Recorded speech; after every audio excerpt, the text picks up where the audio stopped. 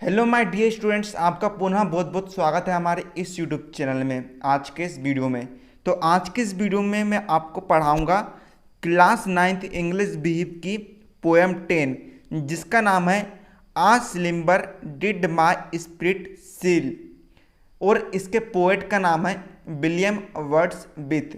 तो आज के इस वीडियो में हम इस पोएम का फुल हिंदी एक्सप्लेनेशन समझने वाले हैं। पूरी मैं आपको एक एक चीज़ अच्छे से समझाने वाला हूँ।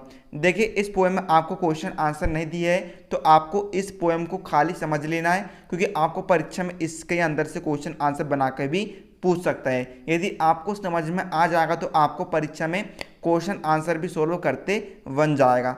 चलिए अब हम वीडियो को बिना किसी देरी के शुरू करते हैं।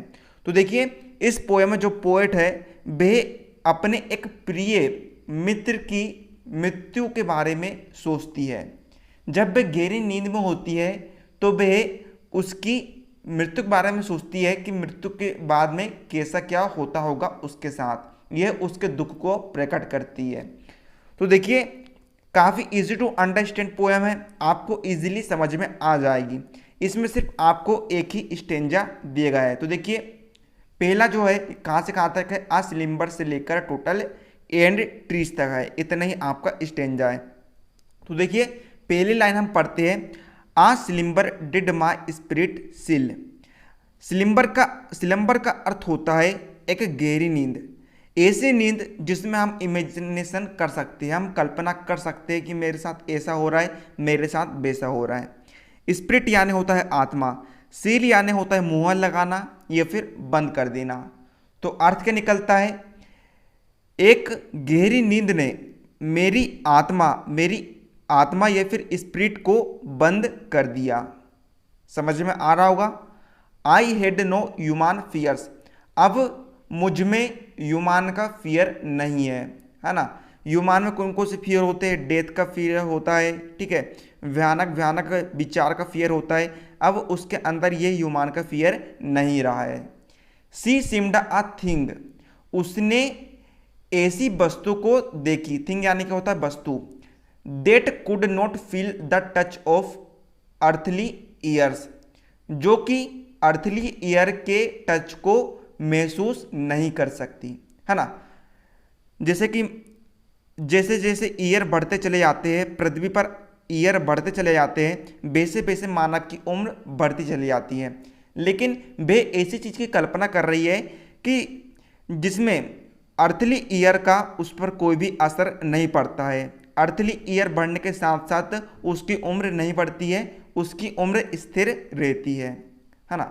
वे अपने प्रिय मित्र की मृत्यु के बारे में सोच रही है।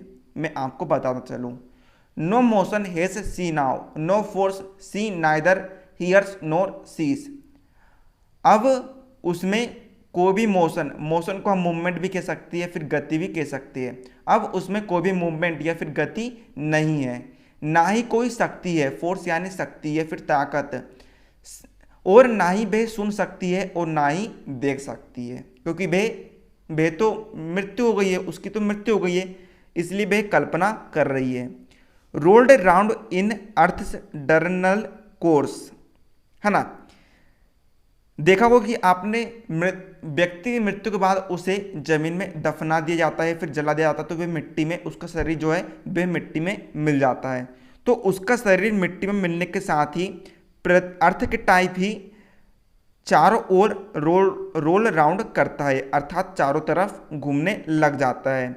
With rocks and stones and trees, rocks यानी पहाड़, स्टोन यानी पत्थर, ट्री यानी पेड़, पहाड़, पत्थर और पेड़ों के साथ।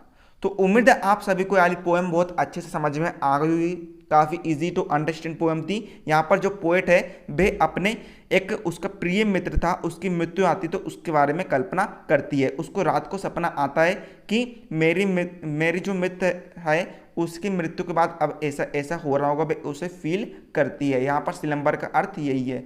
तो उम्मीद है आप सभी को समझ में आ गया होगा। आप इसे अच्छे से प्रिपेयर कर लेना, हो सकता है कि आपको एग्जाम में इसी से रिलेटेड क्वेश्चन देखने को मिल जाए, तो आप बड़ी आसानी से सोल्व कर सकते हो। तो मिलते हैं अगले वीडियो, तब तक के लिए जय हिंद, जय भारत।